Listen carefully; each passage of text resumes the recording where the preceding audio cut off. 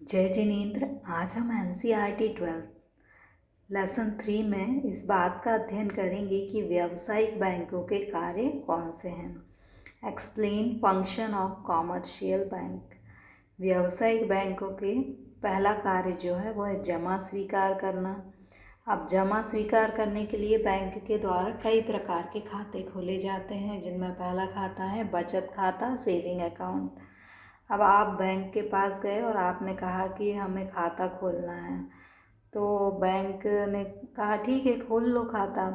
अब आपने कहा कि मैं चाहता हूँ कि मैं बार बार पैसे निकाल पाऊँ, तो बैंक क्या कहेगी, तो फिर इसके लिए तो आप चालू खाता खोल लो। लेकिन आप कहेंगे कि मुझे ब्याज भी चाहिए, तो फिर बैंक क्या कहेगी कि बचत खाता खोल लो, क्योंकि बचत खाते में आप बार बार पैसा भी निकाल सकते हैं, लेकिन उसकी भी लिमिट है। ऐसा नहीं कि आप दिन में 4 बार पैसे निकालने चले जाओ। तो आप पैसे तो निकाल सकते हैं और उसमें आपको ब्याज भी प्राप्त होगा। तो बचत खाता जो होता है वो छोटी छोटी बचतों को एकत्रित करने के लिए खोला जाता है। इसमें निश्चित प्रतिशत की दर पर ब्याज भी प्राप्त होता है और इसमें निश्चित जो समय अवधि में पैसे को बार बार निकाला भी जा सकता है। अब दूसरा है आपके सावधि जमा खाते। सावधि जमा खाते का अर्थ होता है कि आप एक नाम से स्पष्ट है कि एक विशेष अवधि के लिए इसमें पैसा जमा रहता है। आप बैंक के पास गए कि भाई मेरे पास पैसे हैं और अभी मुझे इसकी ज़रूरत नहीं है, तो बैंक ने आपसे क्या पूछा कि चलिए ये बताइए कि आप पैसे को कितने समय तक जमा रख सकते हैं। तो आपने कहा कि 1, 2, 3, 4, 5, मैं 5 साल के लिए पैसा जो है मुझे ज़रूरत नहीं है। तो बैंक ने आपसे कहा कि ठीक है, तो फिर आप सावधि जमा खाता खोल लें, क्योंकि सावधि जमा खाते में आपको ब्याज की दर भी ज़्यादा प्राप्त होगी, लेकिन निश्चित समय तक आप पैसे को निकाल नहीं सकते। तो सावधि जमा खाता किसे कहते हैं? सावधि जमा खाता वह खाता होता है जिसमें जमा धनराशि एक निश्चित अवधि के पश्चात ही निकाली जा सकती है और इसमें ब्याज की दर कैसी होती है? अधिक होती है। अब तीसरा खाता है चालू खाता। अब चालू खाता क्या होता है? एक व्यापारी बैंक के पास गया कि भाई मुझे तो खाता खोलना है और पर मुझे पैसे की बार बार ज़रूरत होती है, मुझे बार बार पैसा निकालना भी पड़ता है और बार बार पैसा खर्च भी करना पड़ता है। तो बैंक ने कहा कि चलो ठीक है चालू खाता खोल लो। तो उस बैंक ने पूछा क्या तुम्हें इंटरेस्ट चाहिए? तो उसने कहा कि नहीं, इंटरेस्ट की कोई बात नहीं है, बस मैं बार बार पैसा निकाल भी पाऊँ और जब चाहूँ पैसा भुगतान भी कर पाऊँ, दिन भर में कई बार ये काम होगा। तो बैंक ने कहा कि चालू खाता उपयुक्त होगा। चालू खाता क्या होता है? चालू खाता वह खाता होता है जिसमें जमा धनराशि जो है कितनी भी बार इसमें लेन देन किए जा सकते हैं और इनमें ब्याज की दर जो है नहीं होती, मतलब इस पर ब्याज प्राप्त नहीं होता। अब व्यापारिक बैंकों का अगला काम है ऋण एवं अग्रिम देना। तो व्यापारिक बैंक क्या करती हैं कि लोगों की जमा स्वीकार करती हैं, मतलब कुछ ना कुछ जमा आप बैंक में जाते हैं और अपने पैसे जमा करते हैं, उसमें से एक निश्चित प्रतिशत तो बैंक क्या करती हैं अपने सुरक्षित कोष में रख लेती हैं और बाकी राशि उधार देती हैं। मान लीजिए कि आपने 100 रुपये जमा किए, तो 10 रुपये तो बैंक ने कोष में रख लिए।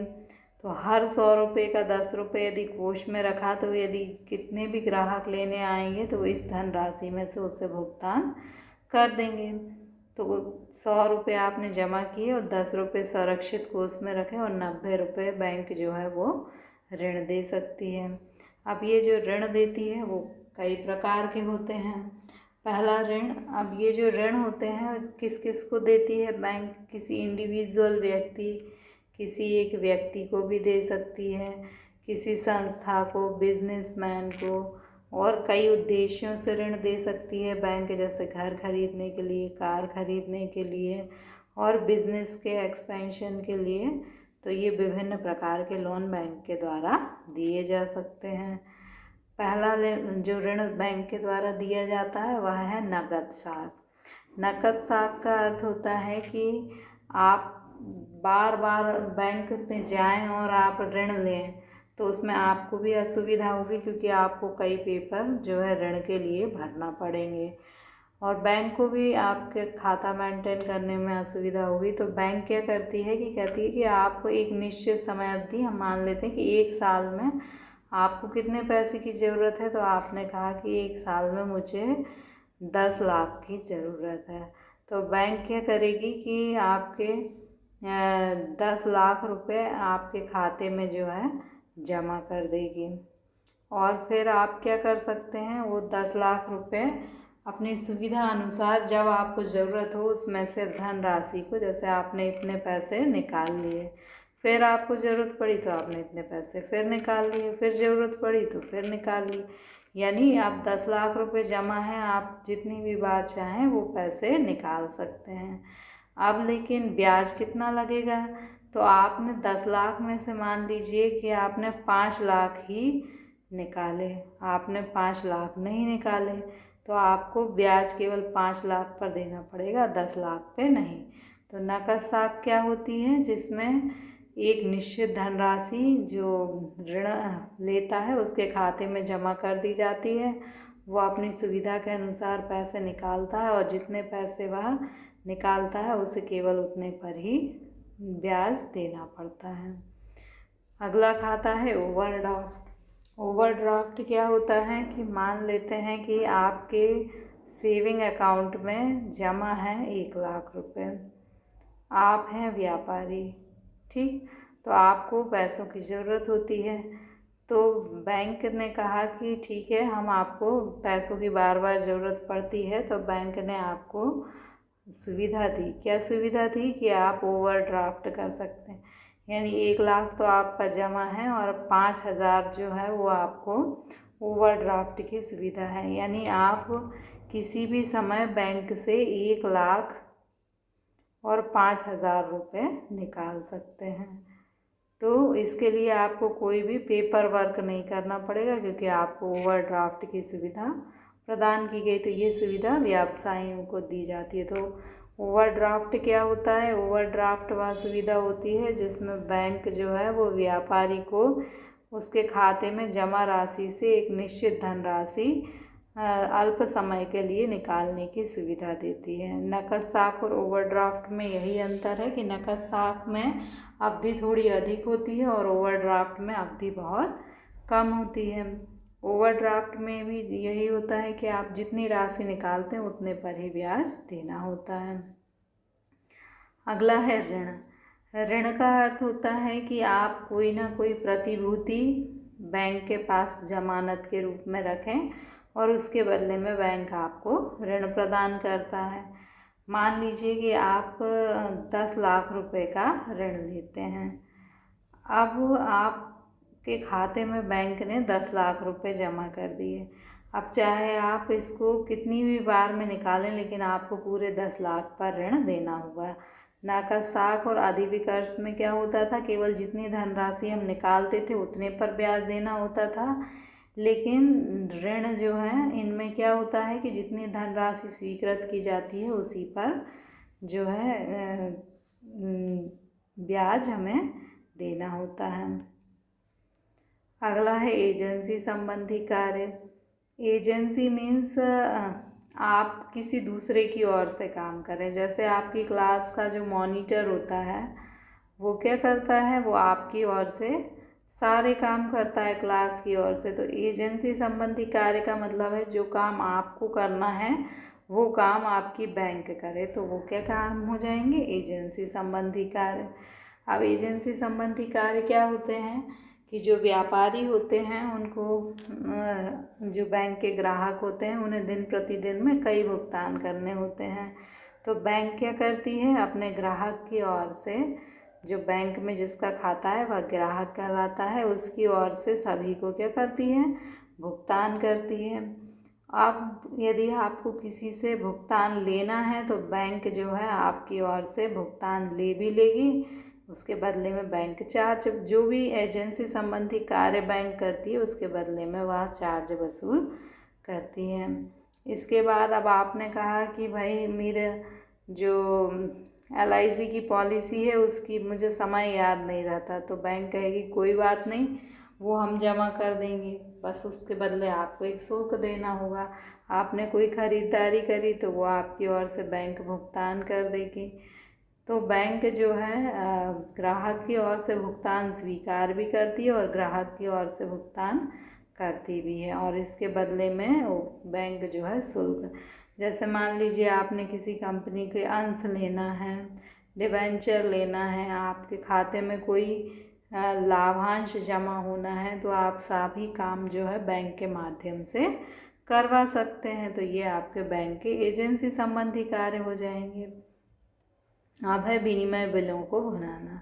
विनिमय बिलों को भुनाने का अर्थ होता है कि मान लीजिए कि आप एक बेचने वाला है और ये जो है वो खरीदने वाला है। अब जो खरीदने वाला है उसके पास पैसे नहीं हैं, तो खरीदने वाले ने क्या करा कि एक बिल लिखा, इसने बेच दिया और इसने माल को खरीद लिया। अब पैसे नहीं हैं तो इसने क्या किया, एक बिल लिखा। अब बिल लिखकर और ये इसने इसको माल दे दिया और इसने इसको क्या दे दिया, बिल लिख के दे दिया कि मैं इतनी अवधि के पश्चात राशि का भुगतान कर दूंगा। लेकिन अब इसे उस अवधि के पहले ही पैसों की ज़रूरत पड़ गई, तो ये उस बिल की कॉपी को लेकर कहाँ गया, ये गया बैंक। अब बैंक ने कहा कि चलो ठीक है हम भुगतान कर देंगे। मान लीजिए कि 1 लाख का बिल है, तो बैंक ने कहा कि ठीक है हम 99,000 का भुगतान कर देंगे। जो 1,000 होगा वो बैंक के चार्ज होंगे, क्योंकि बैंक आपकी ओर से मान लीजिए कि आपको इसने जो बिल दिया था वह 1 साल का था, लेकिन आपको 11 महीने बाद ही पैसे की ज़रूरत पड़ गई, तो अभी 1 महीने और है देने में। ये तो आपको 1 महीने बाद देगा, 12 महीने बाद, लेकिन आपको 11 महीने बाद पैसे की ज़रूरत है, तो आप बैंक से ले लीजिए। बैंक आपको 1 लाख की जगह 99,000 देगी और 1 महीने बाद ये बिल बैंक जो है इस व्यक्ति के पास प्रस्तुत करेगी और ये इस बैंक को 1 लाख रुपए पेमेंट कर देगा। तो 1,000 रुपये बैंक ने जो ये आपको सुविधा प्रदान की है, इसका बैंक को लाभ हो जाएगा। एक बार और देखते हैं। देखिए इसमें क्या होता है कि जो देनदार होता है, जिसने वस्तु खरीदी होती है, वो क्या करता है, जिससे वस्तु खरीदता है उसको बिल लिखता है। अब जिसने वस्तु बेची है उसे समय के पहले पैसों की ज़रूरत होती है, तो वह बिल लेकर बैंक के पास जाता है। बैंक उसे कटौती कर थोड़े पैसे काट कर और पैसे दे देती है, और जब निश्चित अवधि पूरी होती है तो वह उस बिल को लेकर खरीदार के पास पहुंच जाती है और भुगतान को प्राप्त कर लेती है। अब है अन्य कार्य। बैंक लॉकर सुविधा प्रदान करती है, यानी आप अपने बहुमूल्य वस्तुएं लॉकर में जमा कर सकते हैं। विदेशी विनिमय का क्रय विक्रय, यानी विदेशी मुद्रा जो है उसके क्रय विक्रय का कार्य बैंक करती है। गिफ्ट चेक, मान लीजिए आपको किसी के शादी में, बर्थडे में कोई चेक देना है, तो बैंक इस प्रकार के सुंदर गिफ्ट चेक जारी करती है। फिर है यात्री चेक। आप वर्तमान समय में तो इनकी उपयोगिता नहीं, क्योंकि आपके पास ATM कार्ड, कई प्रकार की प्लास्टिक मनी है, तो उससे आप भुगतान कर सकते हैं। लेकिन पुराने ज़माने में क्या होता था कि जब लोग विदेश यात्रा करने या कहीं घूमने जाते थे तो यात्री चेक अपने साथ ले जाते थे, जिससे कि वो जोखिम से बच जाते थे, नकद रखने की जोखिम से बच जाते थे, और यात्री चेक जो हैं वो सभी जगह स्वीकार होते थे। Question number 10, explain the function of commercial bank. Commercial bank के फंक्शन बताइए। फर्स्ट, एक्सेप्टिंग डिपॉजिट, यानी जमा स्वीकार करना। The basic function of commercial bank is to accept deposit of customer.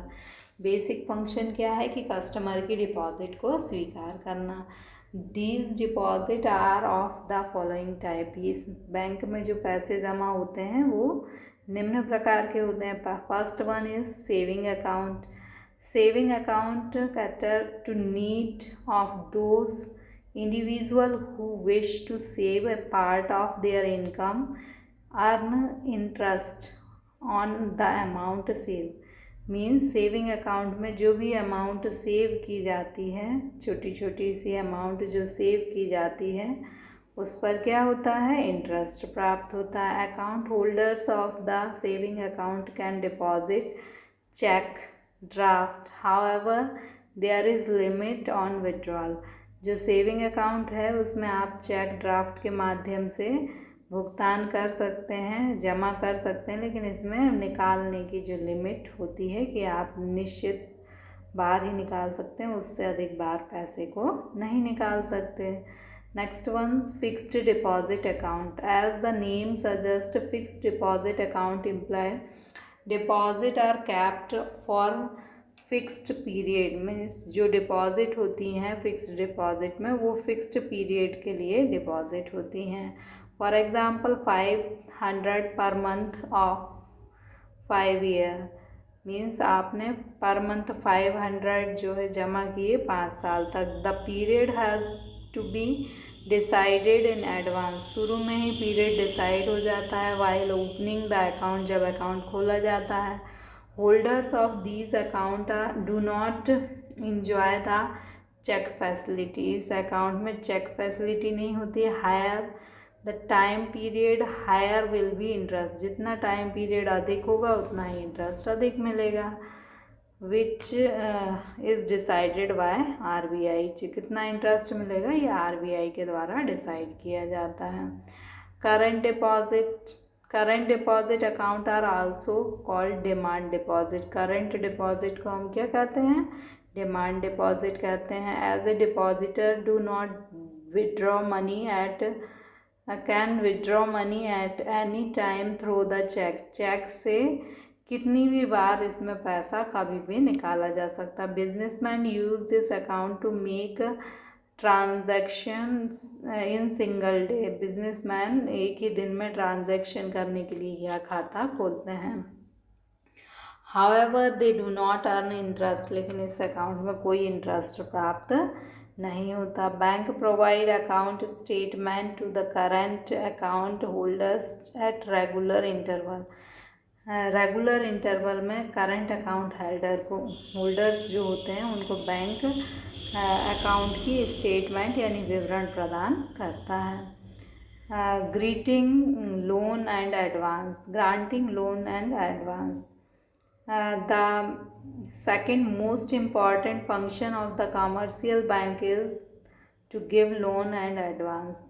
Loan, ऋण और अग्रिम प्रदान करना महत्वपूर्ण कार्य है कॉमर्शियल बैंक का। The rate interest charge by the bank on the loan is higher than the rate interest paid bank on demand deposit and saving deposit. Means जो सेविंग डिपॉजिट और डिमांड डिपॉजिट जो होती है उसमें जो interest rate होती है उससे ज़्यादा इंटरेस्ट रेट जो है लोन में रहती है। Loan granted by commercial bank are generally for long term. लंबे समय के लिए लोन प्रदान किया जाता है। Are given against the security. आपको यदि लोन लेना है तो आपको सिक्योरिटी डिपॉजिट करना पड़ेगी। Advance are given by the bank only for short span of time.